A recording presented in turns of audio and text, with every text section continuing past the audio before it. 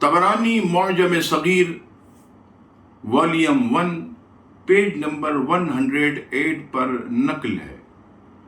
साहबी रसूल हजरत अबू क़ुरसाफ़ा बिन खैशना रज़ी अल्लाह ताला अन का तरबियत औलाद का जज्बा मिसाली था।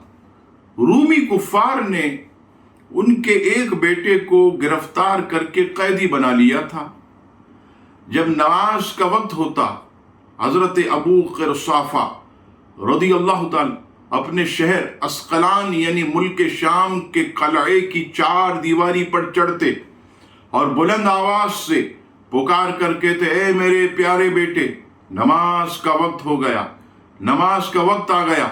उनके बेटे हमेशा, जो कि कई मील दूर हैं, उनकी पुकार सुनकर उस पर अमल किया करते। हालांकि वो सैकड़ों मील की दूरी पर रूमियों के कैद खाने में कैद थे। जिनके गुलामों का ये आलम है, उनके आका व मौला नबी पाक सल्लल्लाहु ताला अलैहि वसल्लम की निगाहों और समात का क्या आलम होगा।